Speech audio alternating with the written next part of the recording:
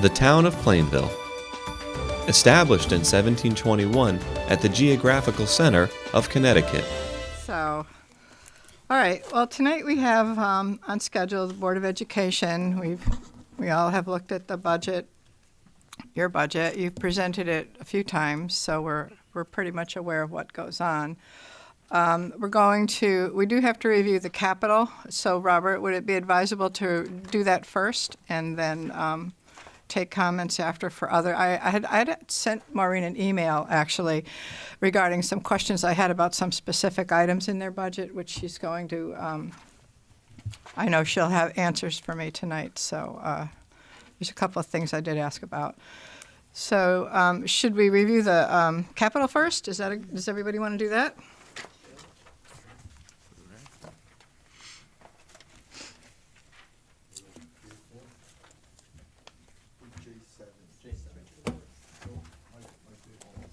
Where? What?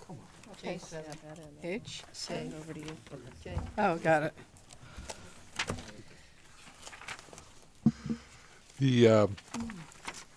The request that came from the Board of Education totaled $566,935.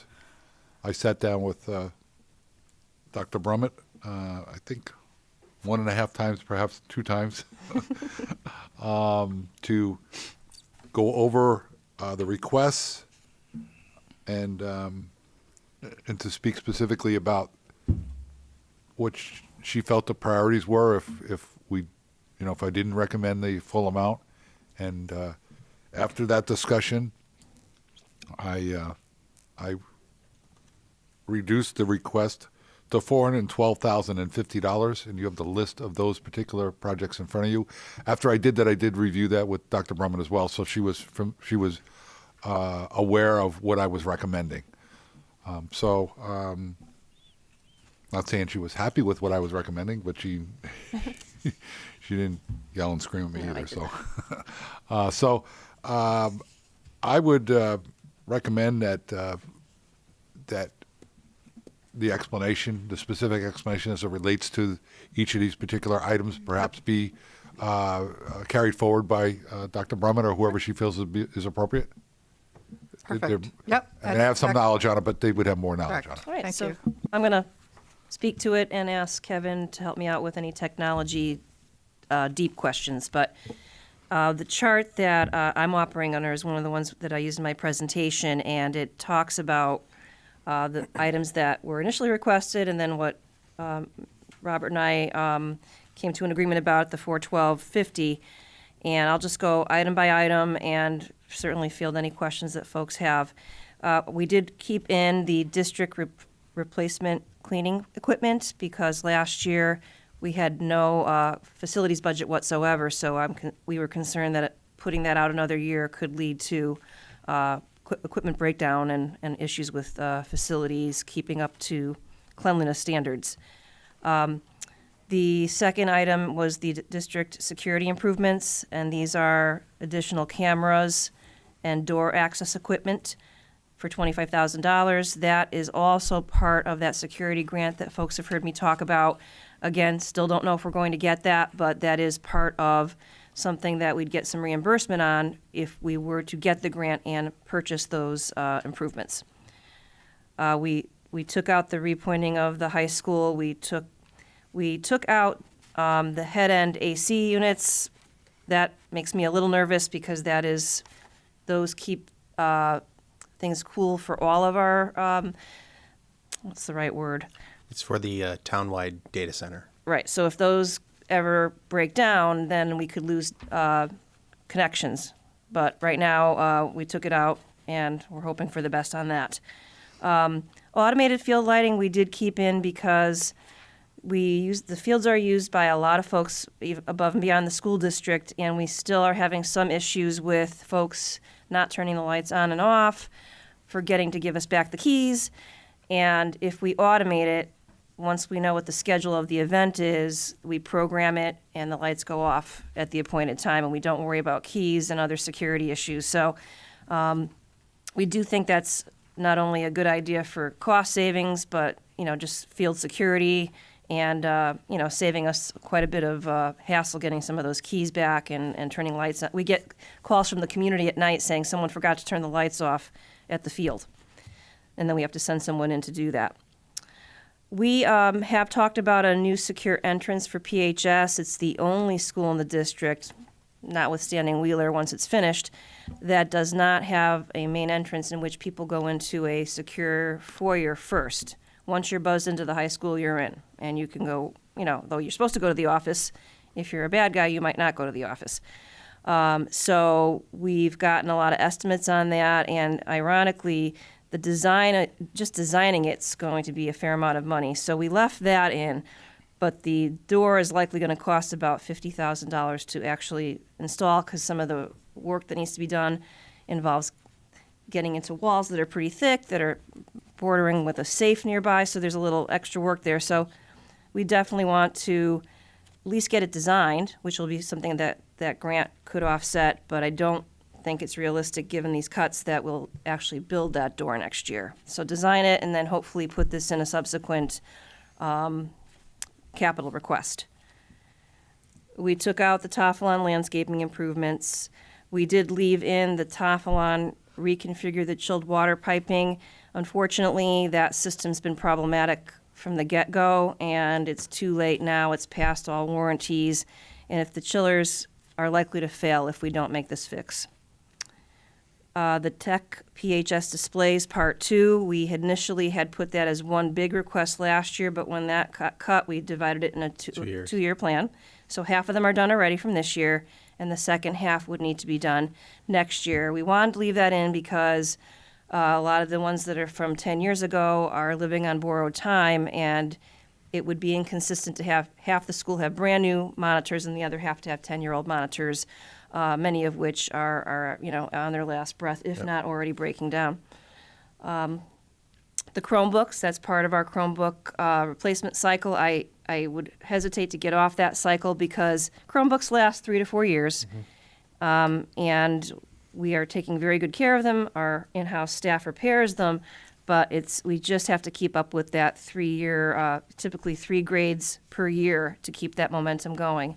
And then we buy cases for certain grade levels because our middle school kids, when they first get their Chromebook, aren't always as careful as they should be. So we really found some excellent cases that keep them very safe. Office desktops at Linden Middle School we left in. They are, again, kind of getting at the tail end of their useful life, and we're worried that they may at some point not be functional. The makerspace is an alternative, actually. The initial request that I changed when Kevin and I met originally was for computer labs to have replacements. And after meeting with all the elementary principals, I really feel computer labs are no longer needed because the kids have Chromebooks and classroom iPads. So rather than invest in computer labs, we'd rather take some of that money, and this is quite a bit less than it would be to refurbish an entire computer lab, and continue working on our makerspace. Those of you that were at the business breakfast this morning heard about how important makerspace is at the elementary level. It's a precursor to robotics, precursor to engineering. So it really gets our youngest kids geared up for that. So we would like to leave that in. Then technician laptops. That is in, although 2 technician laptops were purchased earlier this year, this would complete the rest of the technicians. So this is 5 technician laptops, and as the town knows, they service both the board and the town, and if their laptops go down, we've got a serious, shortfall there. Tafalon security camera server, again, monitoring security. It's very, very important we have a high quality security there. It ties into the police department, and that is written into the grant. So if we get the grant, that would be an offset. And the kindergarten iPads we wanted to leave in because they, again, are getting beyond their useful life. And each classroom has just 5. It's not a one-to-one situation, but it is part of our curriculum rotation cycle within the classroom. And we have a lot of reading apps on them that we have to use, a lot of math apps. So if they were to break down, it would definitely hamstring our kindergarten teachers. We did unfortunately take out the special ed iPads. We're hoping to, they're needed, but we're hoping to look at grant funds if possible, if there's any of IDA grant funds that we can access, or perhaps a technology grant that we could look at. So that being said, the amount did go down to $412.50, and that is a breakdown of $84,655 under facilities and $327,395 under technology. And with the grant, if it does come through, we could conceivably have $50,000 in offsets. We had hoped the grant would be announced before tonight, which would make tonight's conversation a lot easier, but it has not been. So we are stuck with the timeline that the state is not adhering to, actually. They told us we'd know by now. So that's the capital plan in a nutshell. Okay, thank you for that. Does anybody have any questions regarding the capital program that the board plus the town manager is recommending for us to approve? Madam Chair, Yes. I've just the security grant maximum is $50,000. No, it was written for how much, Steve? About 240,000 in total. Okay. Yeah, the entire grant was written for about 240,000, but a significant amount of that is retroactive for purchases that were made in the past. Mm-hmm. So you can be reimbursed for some of those things. However, many of the things, such as the entry vestibule at the high school and the cameras and other things that Dr. Brummett mentioned, are in that grant as well. And it follows the same reimbursement rate as I believe it's 68.21%. So we're accountable for the other part of that. Mm-hmm. So when it breaks down to what we'd get back, what the town would get back would be about 50,000. Okay. And then question probably more for Kevin. On the desktops at Linden and middle school, how many units is that? It's a $12,000 line item. It's about 10 devices. 10 devices? Yep. Thank you very much. That's all I had. Yep. Madam Chair? Yes. Yeah, a question for Maureen, I guess. It would be the security camera server at Top Line. Is that a replacement, or is that an item that's new? The security camera server, I don't, I can answer. It's a replacement. That's that's the server that stores all of the video. Okay, that's what I assumed, Yeah. but I just wanted to confirm it It's is over a replacement. Yeah, Okay. it's 5 years old. We've been trying to get it in these security grants for the last 2 years. Uh-huh. So yeah, that's Yeah. why we left it on there, because it's kind of like we need to do it. Yeah, and we hopefully will get the grant for it. Yeah. Madam Chair, Yes. just a follow-up to the security improvements. You said you were hoping for an answer tonight. Are you expecting an answer in the near future, or was that just more of a hope? no, we were told Okay, so before the end of March. Okay, Originally, we were told mid-February, and then they okay. pushed it And back got again. Back, okay. Yeah. So Thank you. All right. hopefully this month. And we do try to cover security upgrades in other ways. Yeah. Like Dr. Brummett informed me of Greater Britain, New Britain, I'm sorry, the name's escaping Community me. Foundation Community of Foundation of Greater Greater New Britain. Britain. So I wrote a grant through them last year, and we were able to replace several of the cameras at the high school through that. So we look for creative ways to do it, but at times we just have to budget it into our capital. Thank you. And you will see in the recommendation that we had $130,000 coming back from the security grant. Some of it to pay for the new items that are in, but some of them are for items past. But we were going to, if we get the grant, bring 130 into next year, just as a revenue source to not only offset the proposed purchases, but perhaps something that's beyond security grants, security issues, but that was already paid for. Correct. Anybody else have any questions about the capital? Madam Chair, I just have Yes. one. As far as the field lighting, is that an issue that's been going on for a while, or is it just since we did the turf and now? Since the turf and having more usage, so we're getting a lot more foot traffic and, just a lot more people using the fields. So we have to create systems to get the lights turned off. I mean, and it's working fairly well, but I think automating the light system would solve all the remaining problems. part of it's already been paid for. The driveway, the parking lot. They were supposed to try to run fiber optic. It didn't really work out that well, so they couldn't get the conduits all the way over there. So we bought a point-to-point wireless system already. So we already have some of the infrastructure built or being put up this spring. It's just now the rest of it would remain is the portion that actually can control the lights. So again, I don't know if we already reduced that a little bit too as well in this budget, but the hope is like during the summer when Legion baseball that the lights are going off at least if there's set times that they can stay on till, so we know that they won't go past that, and and then also for rentals, if someone is not able to get there, say Lou isn't able to get out there to turn the lights on, or someone else, you can remotely do it. So it'd be helpful in those situations. Robert, or Maureen, whomever, is there any money left in the turf fund from the project? I recall there was some money, a little bit left, isn't there? Not, I'd have to double check, but I believe it was pretty much drained. I think Rob's checking it right now. Oh, good. The legal matter took a lot of the resources, and I think we might have rolled the rest of it into the turf replacement fund.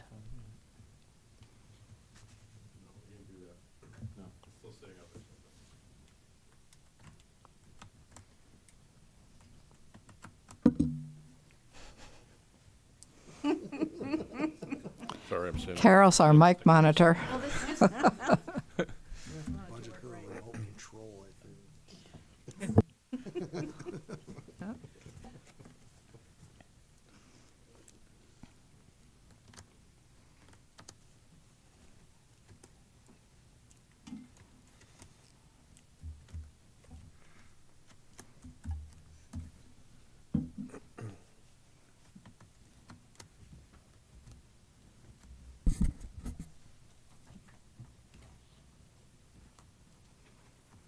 So just for your reference, in the maintenance fund, we currently have $66,600.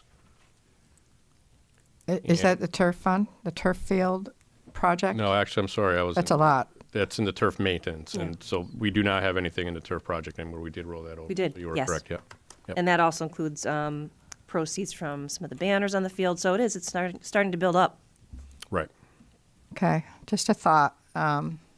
If we could, if there were some monies in there, I would say, if we could use that, I would suggest doing that. But apparently it has been put somewhere else. Right, and there wasn't much left to begin with because the legal fees, and I think there was some minor repairs that were done. So it really, when it was finally rolled over, I don't think it was a tremendous amount. It's been built up by, the fees that we charge. A lot of that goes right into that replacement fund.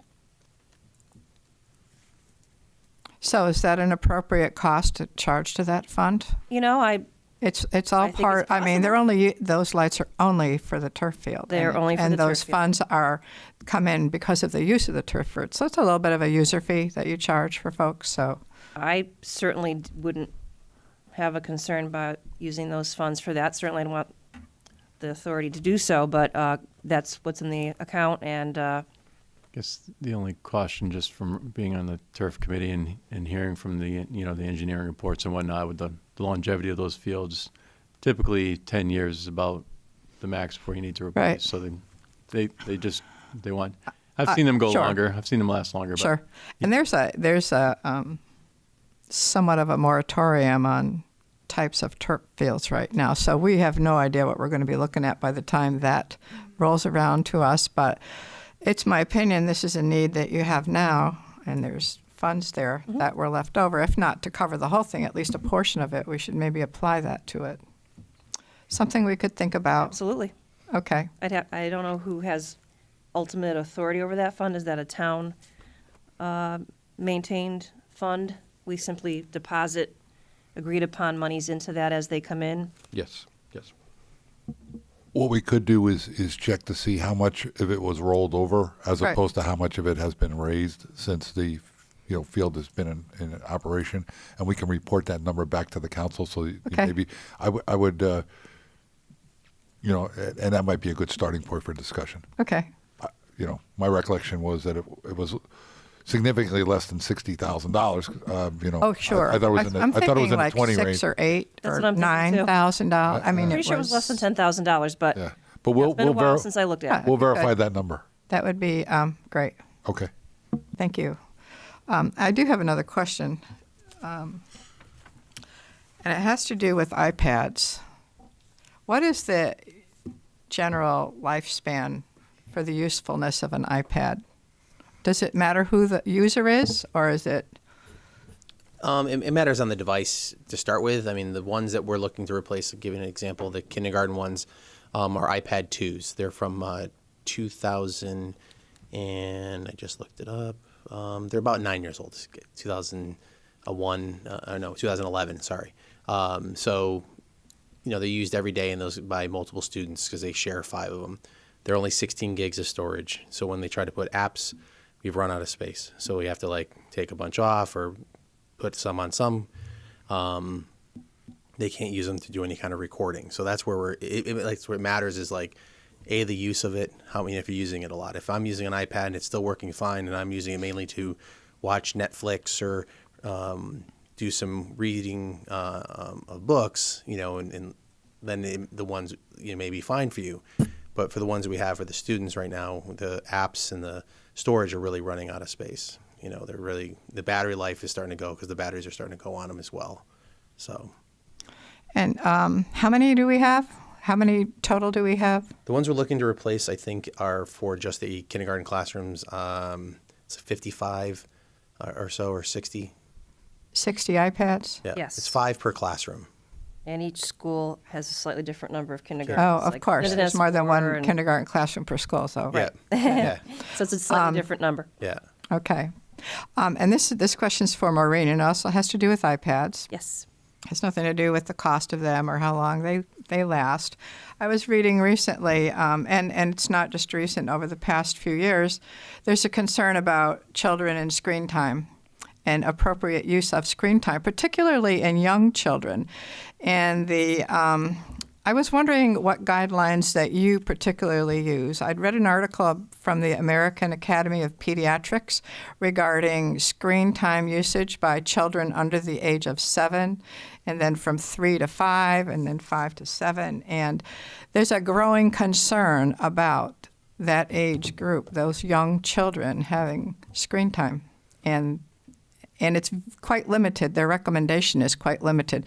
So I was just wondering what guidelines you follow in terms of how much they're used in the classroom, what they're used for, and that kind of information.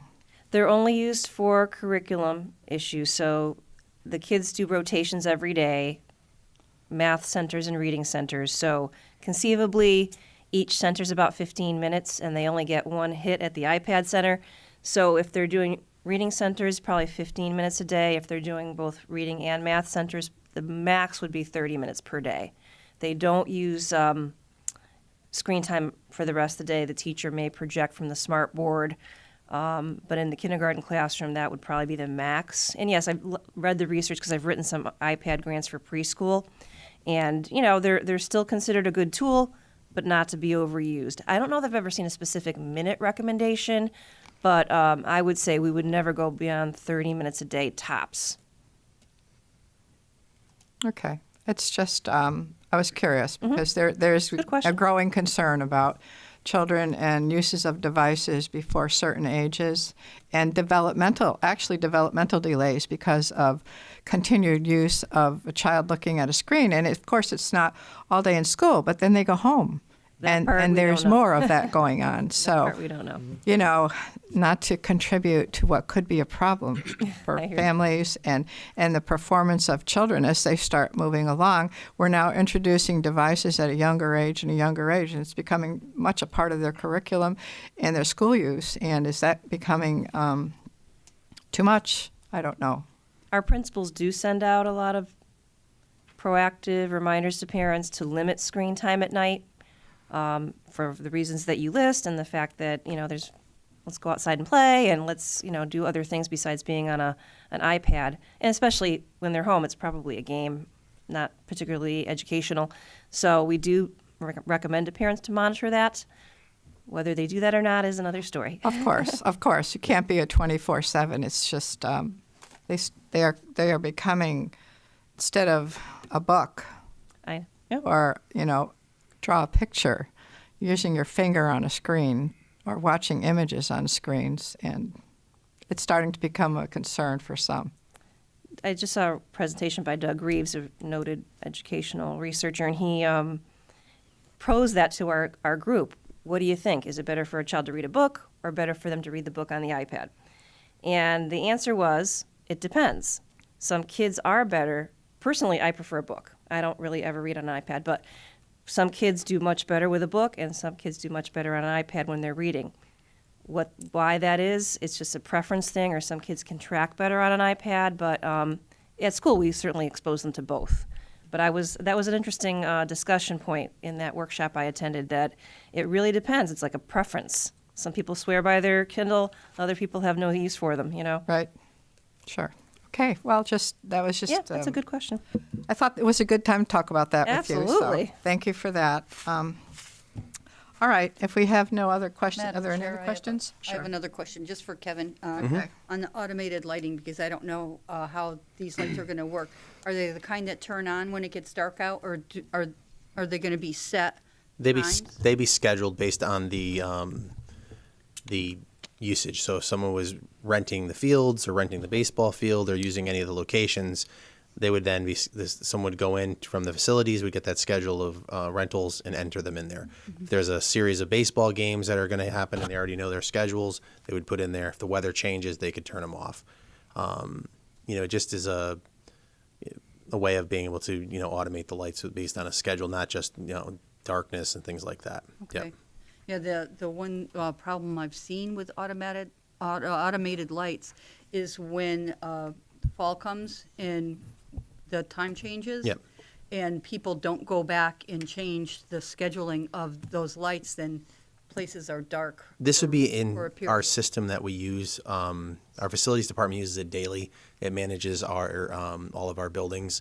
It's called Allerton Building Controls, and the town uses it as well. They manage this building and they manage the senior center right now. They have a web interface. They can go in and change it. So someone would be able to, if they need to make a change, pull up their phone, turn the lights on, turn them off, and access the system remotely if possible. But they do schedule it on a regular basis. Okay, So, all right. yep. Thank you, Kevin. Okay. Madam Chair, Yes. I just wanted to ask a question about the head-end AC unit at the high school. Is it have we had breakdowns in the past year with it? We haven't, and again, there's more of a Steve Bussell question, but it has been fine. We have multiple air conditioners in there right now. The main one that we use, if that one were to fail, the other ones probably could not keep up, but we would have alarms going off to let us know to get in there and be able to open up get fans running and things like that. But you're trying to kind of get proactive on the repair of that. We tried last year and then this year as well. So Any idea how old those units are? I understand. it was the first ones were put in when the renovation, so 08, and then the bigger one was put in somewhere like 2009. So they're about 10 years old. And how many units total? There are three. Two really function as the ones that can be based on location. The small one that's closest to the servers it was set up to blow directly into the fronts where the intakes are. So it helps, but the room can get pretty hot quickly. The other one's in the back end is a much larger unit. The one further down by where the old phone system was probably is not really useful. It would help a little if it was running in an emergency.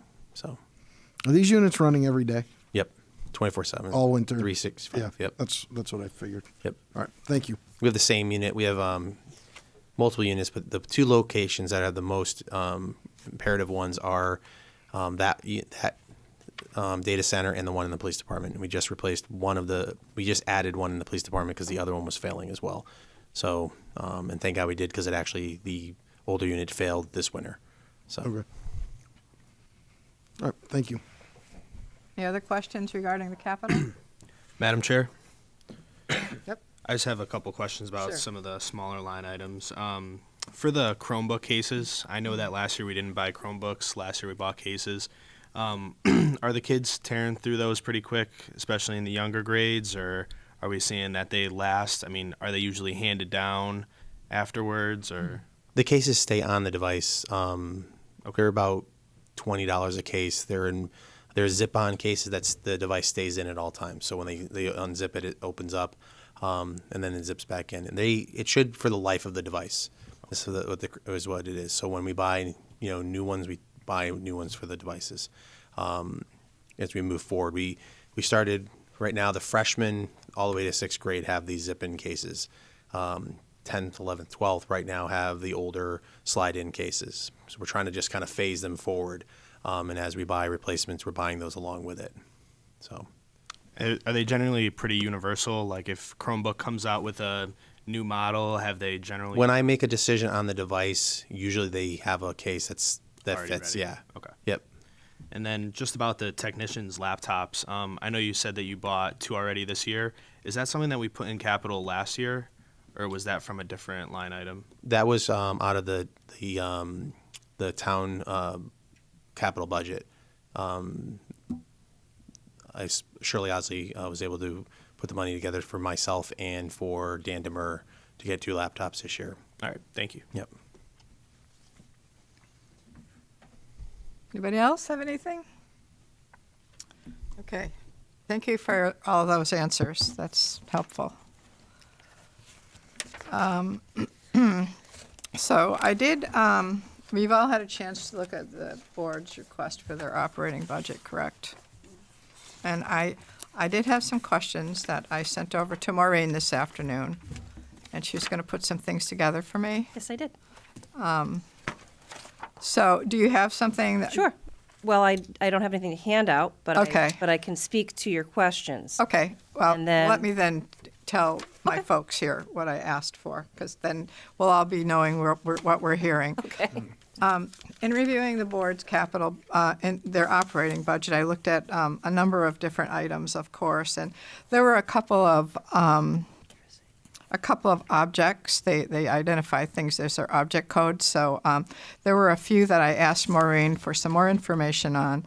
I also asked her if she would provide to us the free and reduced lunch numbers for the past 3 years. Yes. And these other cost centers that I looked through included energy, specifically electrical, and then tutors. And I looked back. I had almost 3 years of budget information, so I'm trying to see how we're going.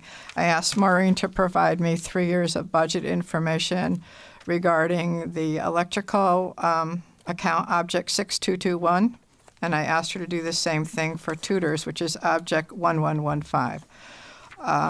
So what I was looking for, Maureen, is what was budgeted, what the actuals were for those years. In 2018-19, of course, we don't have the actuals yet because we're still in that year, and of course, what your request is for next year. So if you could walk me through that, that would be appreciated. All right. I may not have the actuals versus what was budgeted for.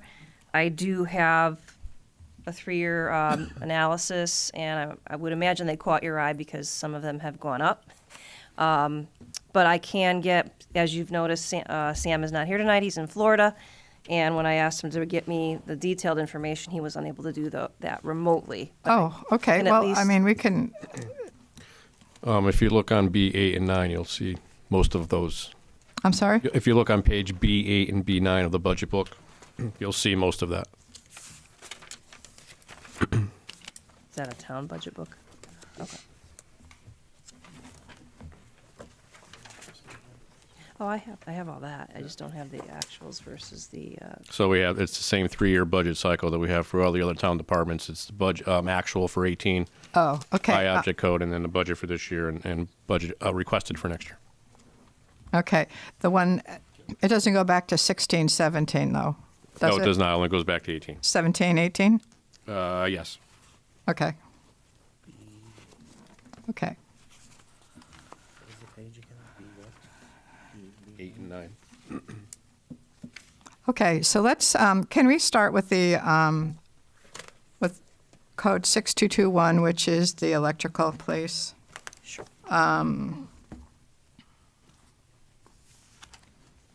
Let me tell you what I found, and you can tell me if it agrees with your numbers. All right. Maybe that's the easiest way to do this, all right? You don't have 16, 17? I have 17, 18, 18, 19, and the projected, I know the answer. do you? I think so, yeah. Because we have electrical here, and then there's a big jump. She's seen. Right. Well, I actually have 16, 17 on my desk. I only went back, I guess I counted 3 years the next year. What would you like us to? Okay, you know what? Maybe it's easier for me to give you what I have, and then you can say that it's right or wrong, or if there was something different that occurred. These numbers, to be clear, where I got them from was from your actual documents in a couple of different budget books. So I'm hoping I translated them correctly. So I'll just start going with what I have, and then you can certainly let me know if I'm going down a wrong path. Okay? Yes. All right. So I do have 16 and 7 for 16 and 17. I have a budget of 400. This is electrical object code 6221. For 16, 17, I have a budget of 483,000. The actual was 391,105. Is that correct? We don't have the numbers here, but yeah, I'm getting. You don't have it. Actual expended This is 17, 18. That's is why. 17, 18, yeah, 363. I don't think. Yeah, I'm going to have to get Okay. actual expended from Sam. Well, should we start 17, 18 then? Maybe that'll work. So for 17, 18, object 6221, I have budget of 515,000. Actuals were 363,603. Yes. Is that right? For 18, 19, I have a budget of 492,185, and we don't have those final numbers, correct? I do not. And then for the recommended for 2019-20 is $550,000. Is that right? That's correct. Okay. So I guess going back to 16, 17, that would be helpful just to complete this, look at this. I also wanted to ask you, do you still have your Energy Ed program in effect? We do.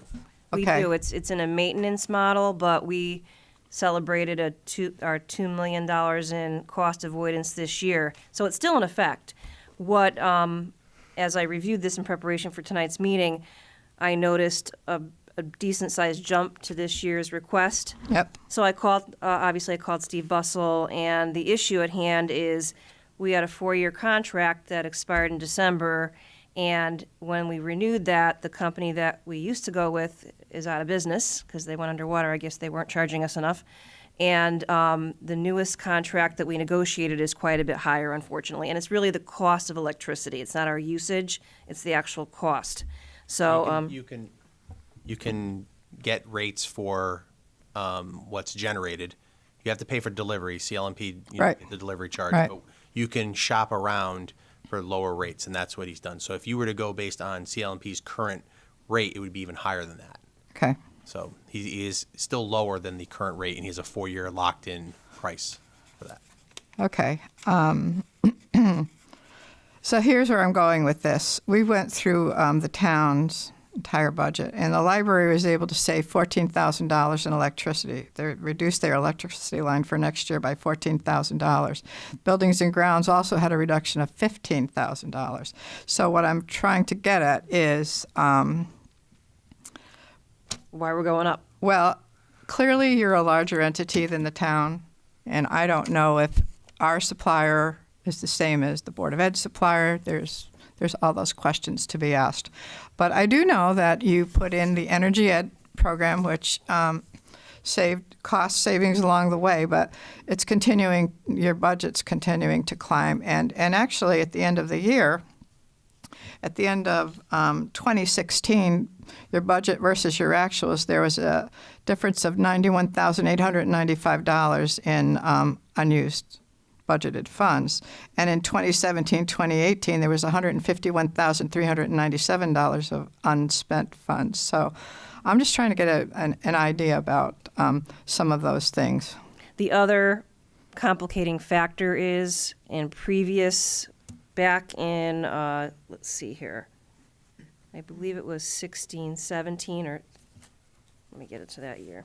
It's budget. We were using offsets in our electricity line. We were using some of our rental that comes in to offset the actual cost of electricity. So the number that was there was actually lower than it really was because of offsets. So that was another problem. Let me see if I can find that. 60. What is it?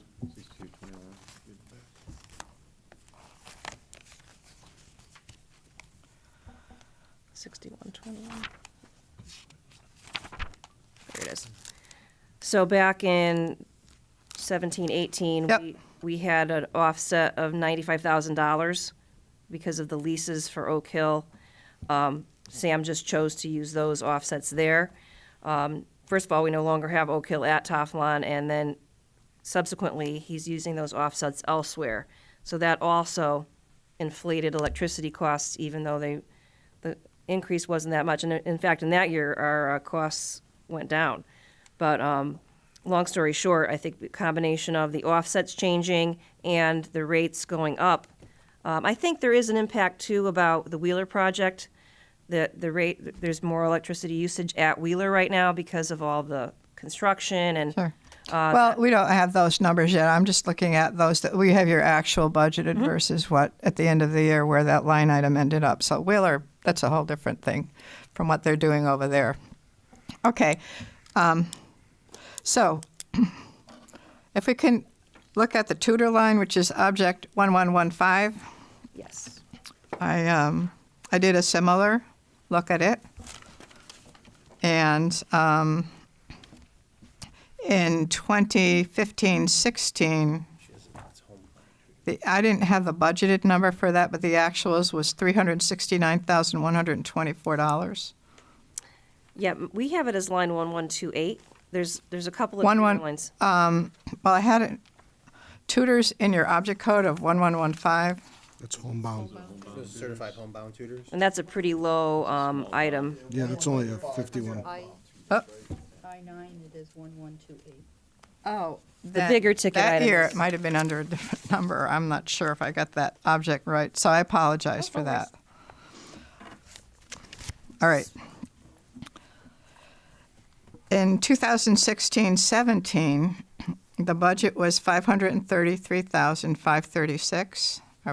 Are we seeing that number? Yes. And the actual was $352,953. Okay? Yes, All right, that's I'll correct. keep going. Stop me when we have a discrepancy. And in 2017-2018, the budget was $887,994. Is that correct? Yes. Okay. And the actuals were $765,795. Yep. Okay. Yep. Yes. Okay. 2018, 2019, of course, we don't have the actuals, but the budget number is $1,089,260. Is that correct? That is correct. And then for 2019, 2020, the request is $1,110,681. Correct. Correct? Okay. So that part is, we're in agreement on that. My question is, how many tutors do we use in the district? Well, as of the upcoming school year, 40.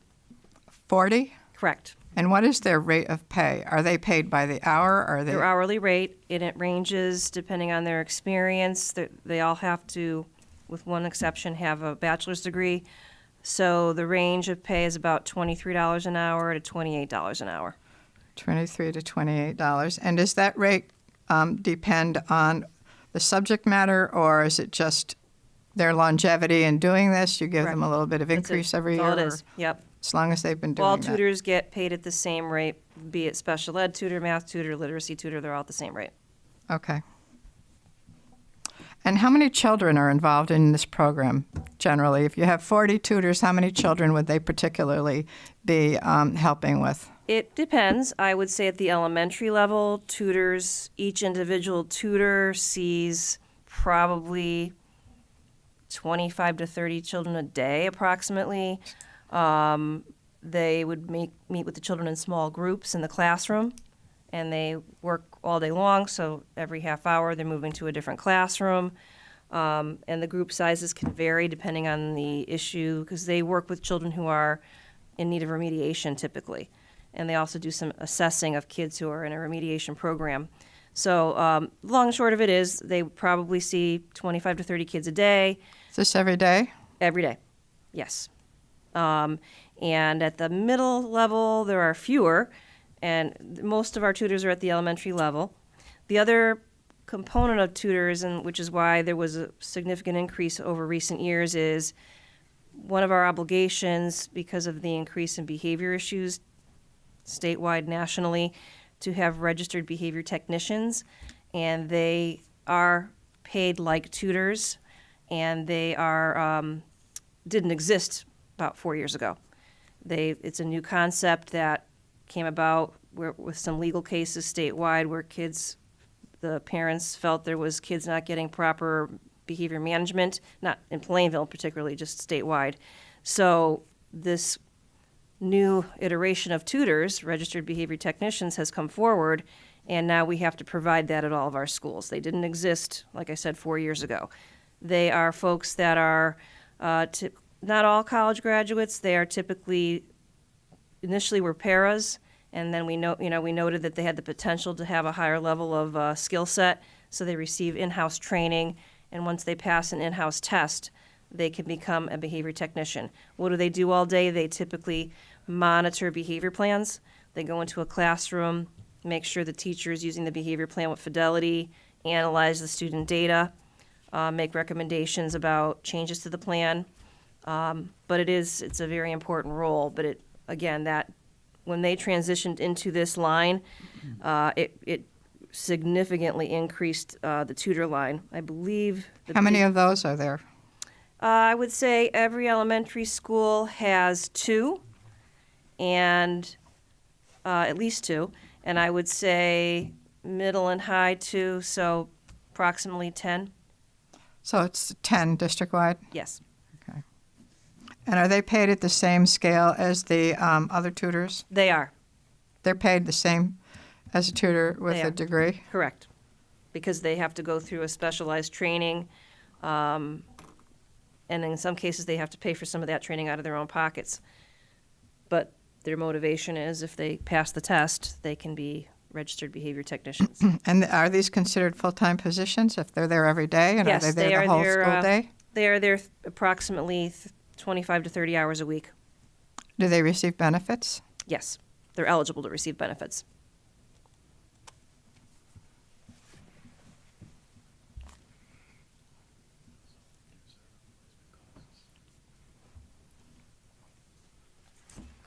Okay.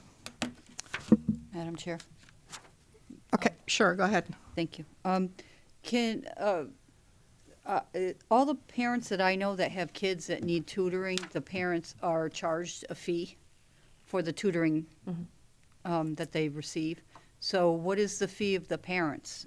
How much of the hourly cost are the parents paying for? These are tutors that are part of the child's school day. If I'm a child at a high school level and I want to get a higher score on the SAT, mom and dad may hire me a private tutor, in which case the parents pay for that. But these are part of the school program, and a lot of times these are reflected in students' IEPs. Part of why these tutors exist is our efforts to keep children in the district versus going to a special ed behavior school. But this is very common. Every district in the state of Connecticut has behavior technicians, or I would say most. I teach at Central, so I interface with a lot of special ed teachers throughout the state, and every school district has behavior technicians, and they're just part of the program to help modify student behaviors. Kids are coming to school with increasingly severe behavior issues, and this is just one way of us assisting in that and trying to mediate that. So it's a little bit different from the old concept of a tutor where, yeah, of course, some parents do spend money on their own for tutors, but these type of tutors are part of the school program. Aren't those tutors that the parents are paying for supplied, though, through the tutors that you have at the school? No, that very rarely happens. Maybe once in a while a parent may hire one of our tutors to do private tutoring at home, but we don't get in the middle of that. That's a private arrangement.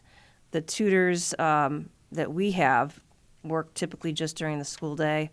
If a parent's hiring a tutor for their child, typically they hire a certified teacher.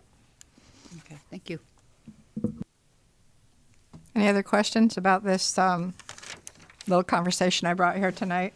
Madam Chair, Sure. I just have a question. So this line item in 4 budget years has gone up by $700,000. Right.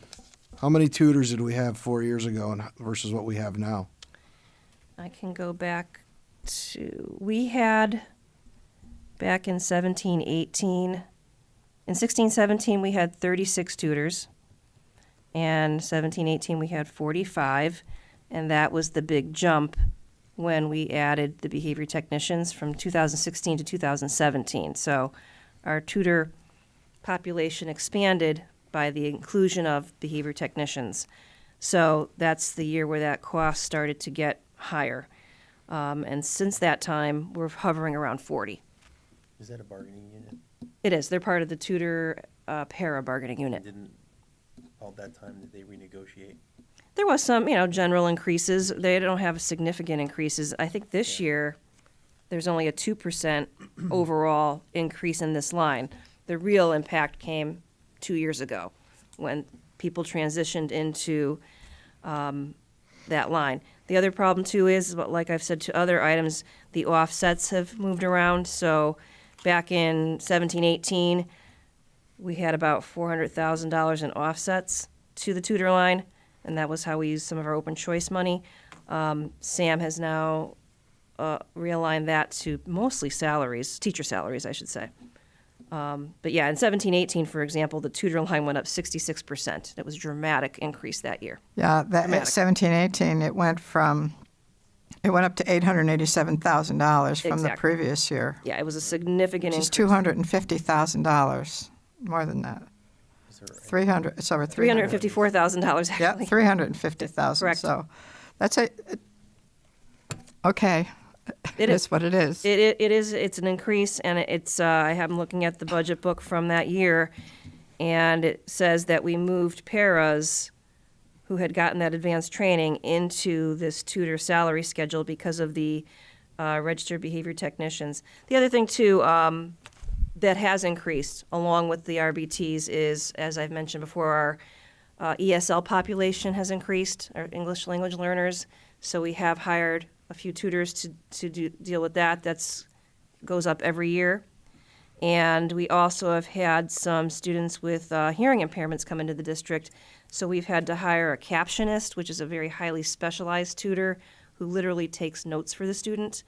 Part of the requirement under IDEA is if a student... And do you get, isn't there a grant that comes from the federal government for hearing impaired children, or the state? Don't we get grant money in for some of those special situations? Minimally. We get some every year. There's a grant that comes through for hearing impaired kids, but we get very little. It's really geared towards some of those outplacements whose entire population is hearing impaired kids. We have district-wide about 6 kids with severe hearing impairments. Okay. Okay, thank you. I appreciate you putting up with my question. Not at all. The other question is regarding free and reduced lunch. For the past 3 years, if you could give me that number. It's another data point that has gone up. So looking back at 2016, we were at 31%. 25% was free and 6.5% was reduced. In 2017, it dipped slightly to 29%, and that's a similar spread. About 24% was free, 5% was reduced. And in 2018, it bumped up pretty significantly to 36%, and that would be close to 30% free, 7% reduced.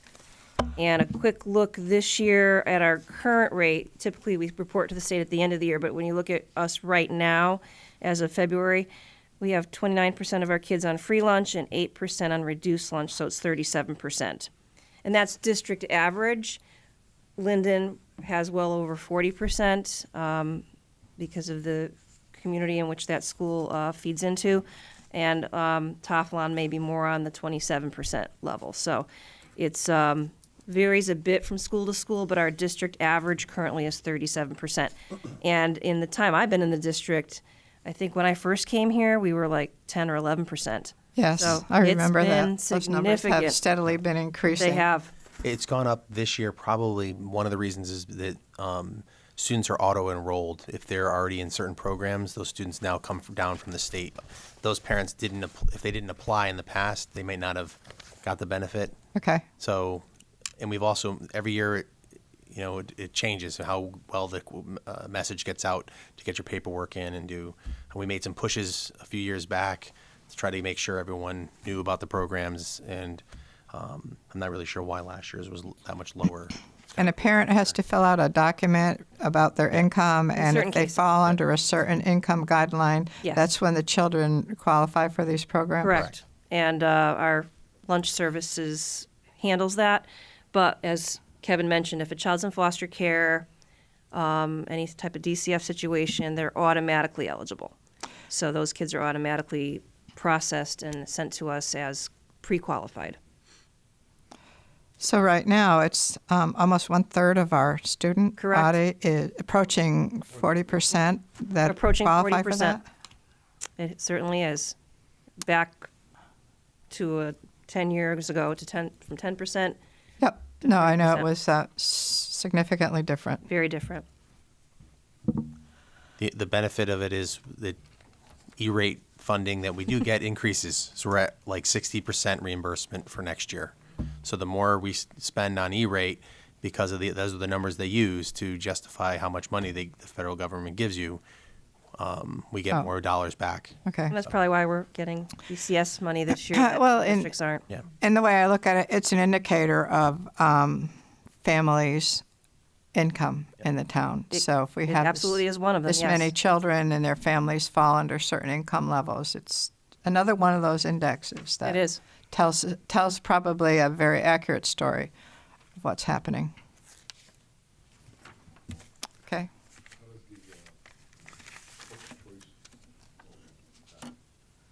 I believe there is an impact because I would say that many of those children are eligible. So there is somewhat of an impact from the open choice. We currently have about 5% of our population is open choice children. They're not all free reduced lunch eligible, but I would say there's a good chunk. I would say a high percentage. I would venture to guess 50% of them, at least. I could look at that, but I would say that's probably a fair guess. And I think the stigma is not as I remember when I was in school, you got different colored tickets. You had your lunch tickets. Now nobody knows because Correct. you just It's all punch automated. your code. So So there's automated. no more secure. It's yeah, more so some less parents would be obvious. embarrassed if they were on that border to Yeah. even ask back in the day. Now I think you can do it very privately. Your kids go in, get their lunch. Nobody knows any Yeah, different. parents definitely seek it out, and actually, it renders you eligible for reduced rates on the SAT when you take it eventually, reduced rates on advanced placement classes. So there are some additional linkages to benefits for families that are in financial distress. Do we serve breakfast at the school Yes. also? Yes, we do. Okay. And we do the summer meals too. Right. And that's because those areas that we have summer programs, the high school and Linden, are enough poverty in those areas that we get free lunch and breakfast for our summer programs. Okay. Madam Chair? Yes. No, so it would be fair to say that there are other reasons other than economic indicators of the town that have increased that. The increase of open choice students, the fact that the auto-enrolled, Yes. being a retired educator, remember what Kevin was just referring to, I would imagine makes a dramatic difference. Yeah. Can be, and we do have some group homes in town. We have Wheeler Clinic has emergency placements, and those children often enroll in our schools with the auto-enrolled in the free lunch because of their DCF status. Yeah, there's as a senior center has often reported, there's a large and growing number of grandparents raising their Absolutely. grandchildren for Many various years now. reasons. Yep. So Many I'm years. sure Right, there's a yeah. lot of there's a multitude of nuances to all of this stuff, but Right. So it may not be, yeah, there may be grandparents even that, Right. that are the household for these children, yeah. sure. Okay, well, thank you very much for providing that information. I do appreciate you taking the time to do that. Would you like me to get from Sam any additional information that he could have had? If it, whenever he can, you Sure. know, we're going to probably be looking at this for another couple of days. Is Sam back next week? Yes, he'll be back, and Okay. he and I've been in contact by email, and I said I would update him tonight, and then he can start working on it. Okay, that would be nice. Thank you. Yes. Just ask for something specific. You talked Yes. about the electricity. Thank you. I'll give you $1 every time I don't do that. I'll give you a 20 now, and we'll You're trying to get her to us retire? through the- You're just trying to save power there, With the huh? electricity, you mentioned that you get an offset on the electricity, and that the number that actually spent, there is an offset. Can we have what was actually spent before you applied the offset? Certainly. Is that possible? That we can do. Thank you. And can we get, and you can probably, or Sam can get this for us, can you get us the electrical figures that are paid to date to this year? I know we won't have them. Yes. But at least through February, if that's available? We can. Yep, Steve Buss Okay. will actually oversee That that would- for us. Help. Madam Chair, I had one other question too. Sure. If you don't mind. The other one I was looking at, I know you mentioned the busing because of the Wheeler School project. Correct. And how it's not reimbursable. But is there a reason why it can't come out of that fund even though it's not reimbursable? Well, the only other place to take it would be the referendum monies. Yeah, that's what I mentioned. But there's a hesitancy to do that because then it's money that accrues interest over time, and it's not a reoccurring cost. It's next year should be the last year that we have to pay busing costs for those children. In fact, we're hoping to move them back, as I mentioned in one of my presentations, mid-year to save some money and to get them back before kindergarten. That's why that figure was originally $75,000, and we've got it down to $57,000. And I think I talked to Robert about it, didn't I, Robert, in terms of applying it to the monies allotted for the referendum, but I think there was a concern that that's going to. We spoke to the bond council, and he indicated that it would not be eligible under the ordinance that was passed for the school building project. So even if it was ineligible for reimbursement, he felt that it was an ineligible. You couldn't do it under the bond authorization ordinance. And I did write a letter to the state, to Department of Administrative Services, and they said no. I tried.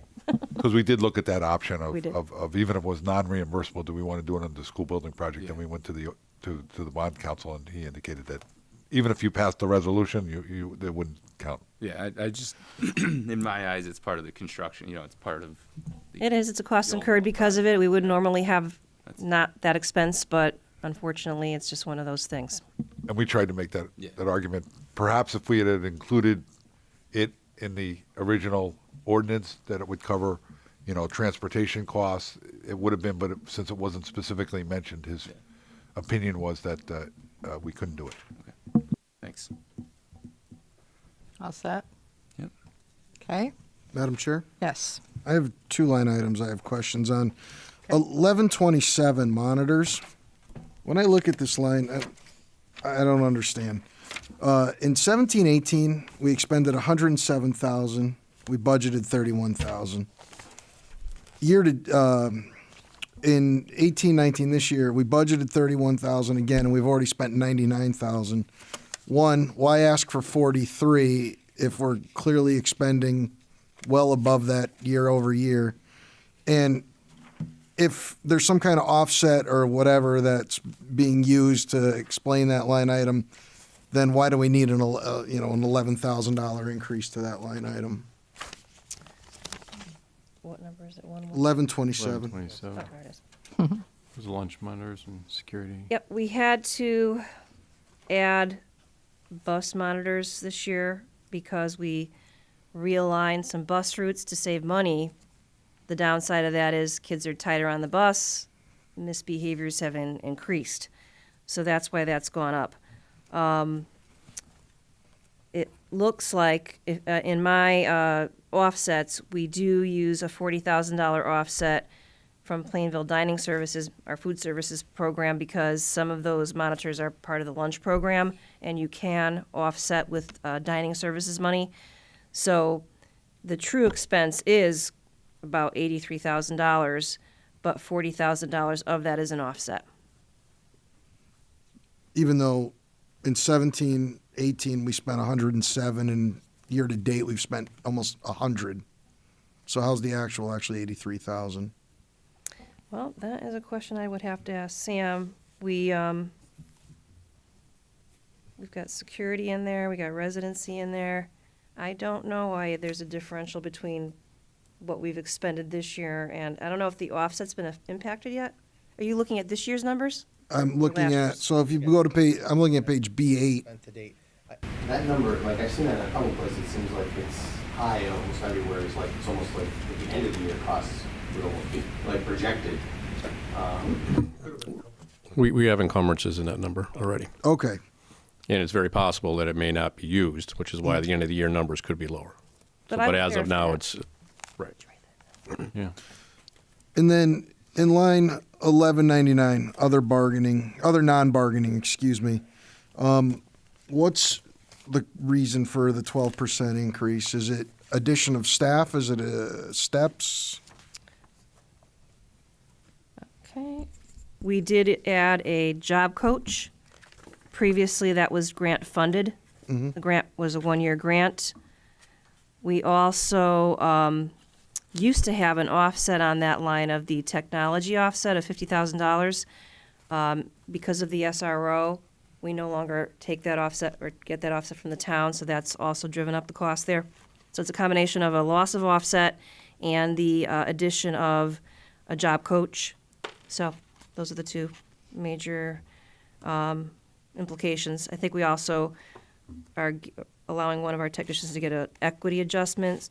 Some of our technicians are below the going rate for technicians, so that's another mitigating circumstance. But I would say the biggest issue is the loss of the $50,000 tech offset. Okay. Thank you very much. Sure. Anything else? Anybody else have any more questions? Okay. Well, thank you again for coming in tonight. We appreciate all of your research you did for us, and if you can get that information from Sam, that would be absolutely will. helpful. I just want to say you did a great job this morning with your Thank you. with your program at the high school. It was with the manufacturers and having business people in. It was well attended and wonderfully Appreciate you organized. coming. Rosemary came. It was I very enjoyed nice. it. Robert? It was very good. Scott? So thank you for coming, and I will absolutely provide that electricity information for you, and if any Okay. other questions arise, we Okay. absolutely can provide additional information. I'm not gonna let Sam take a vacation next year during budget week. He's got college students, that's why. Okay. Thanks again. Thanks all of you.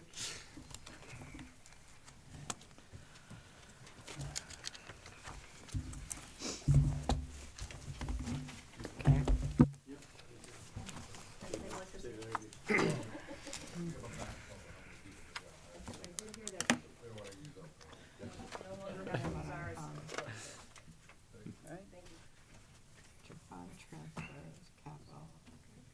Oh, we already talked about that in the beginning, though. We Yeah. started with that, so. All right, that's all we had on here for tonight. I don't know if there's anything else you would like to talk about. I spoke with Robert today, and he's going to have Dominic update us on the question of his department that we had. He will not be back available until Monday.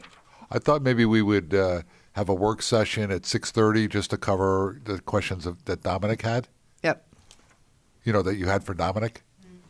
And then we would be in a position, I believe, to just do some, final decisions. I mean, I know you held the police department back from being approved. Roadways, hopefully after Dominic, you will be in a position to make a decision on that. Still have to make a decision on where you want to go with capital improvements. Correct.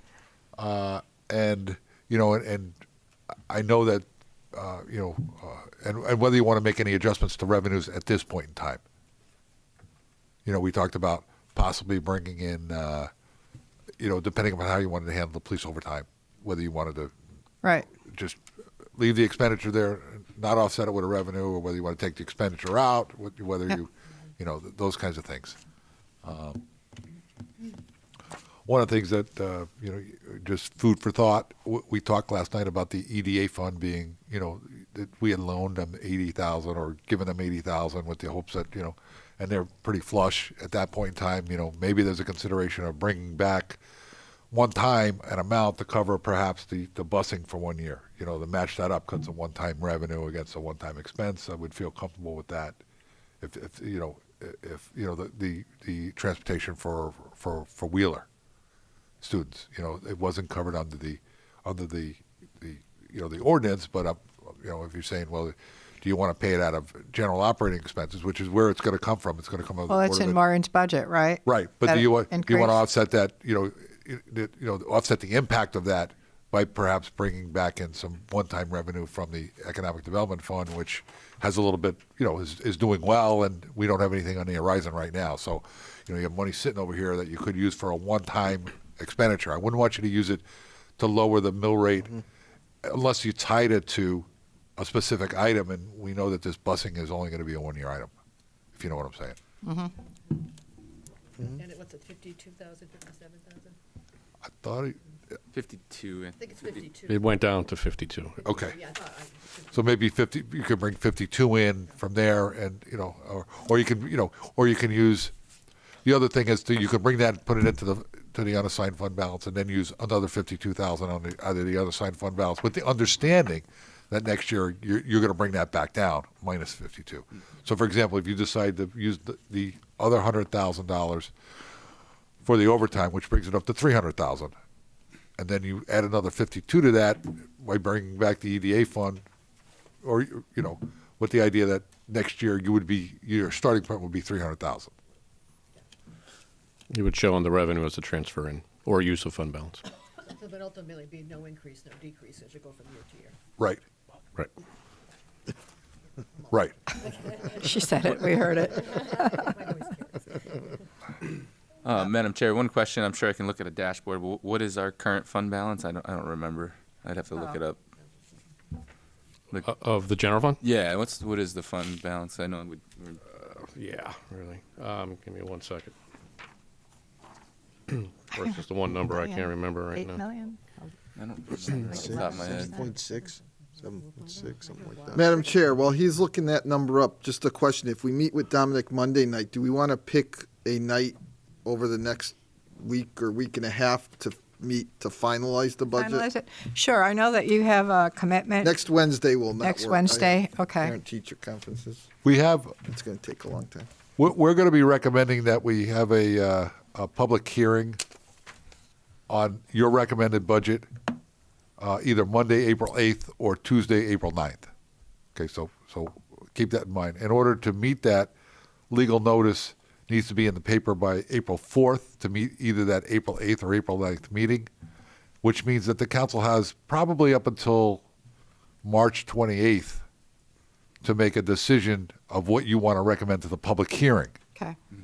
I wouldn't recommend you wait till the last moment to do it in case for some reason you don't have a consensus at that point. You might need some more time. So you may want to start a little earlier than that. Hopefully it's a one and done and we're ready to go forward. But, you know, I'm not sure that we would need to have any scheduled meetings next week other than if you wanted to schedule beginning this, and maybe ending the discussions on where you might want to recommend to the public hearing. So I would recommend maybe you schedule one meeting next week, either Tuesday or Thursday, probably Thursday. Well, we have Tuesday on the schedule. That was some of those that you had sent out, and Wednesday and Thursday, but Wednesday won't work for Chris. So Thursday works best for me. If you're Thursday? going to pick one night, Thursday, just off the top of my head, I know Thursday would be the best night of the three. Only because it gives you a little bit more time to think after after listening to Dominic and getting some feedback from Maureen, which may not come for a day or two as well. So well, she said Sam's back on Monday, so maybe he'll have that. He'll be able to give it to her by then. But right. So if you begin at Thursday, and that Thursday date is 21st. 21st. You still have a week you know, 21st is a Thursday. The following Thursday is the 28th. So you have to have it finalized by we're asking you to finalize it by the 28th, which is the following Thursday. All right. Does everybody still have Thursday available for their Thursday's schedule? fine with me. Everybody is good for Thursday? Yes. So why don't we try to definitely meet Thursday. Monday we'll have the work session to speak to Dominic about those questions and then see what we can do on Thursday. If anybody in the meanwhile thinks of other questions for either the town manager or Rob or the superintendent, we still have a little time to get that information back to us. So, you know, I think it gives us enough time to do some things. Okay, so we'll plan that. We'll cancel the 19th and the 20th, and we'll do the 21st. And so we'll just meet on Thursday. Yep, and then you can decide if we have to go into the following week. We can go into the following week. Yep. Okay. Just Monday and Thursday, then tomorrow. And tomorrow night will be canceled as well. Tomorrow night will be canceled as well. Yep. Oh, pizza food. The fund balance is about 8.1 million currently, assuming we use the 204,000 this year that's budgeted, which will be, it's right around 14%, 13-14%. 13%? Right. Between 13 and 14%. So that's healthy enough. We're still, yeah, and it's kind of, it's because the revenues went down in 18, which is why the percentage kind of went up. It's Mm-hmm. And what's the I don't want to say new standard. I know we were always 10%, but now they're looking, financial agencies or what have you are looking. well, yeah. I mean, financial agencies want us to be, 15 to 20 at a minimum. We've always applied, between 5 and 15 to keep it no less than 12, I believe. Yeah. Okay. Or right around there. So that's where we've kind of been staying. Okay, I guess we're set for the rest of our schedule. Do I need a motion to, if anybody has anything else for anybody? Anybody's all set? Madam Chair, Yes. motion to adjourn. Second. All those in favor? Aye. Thank you.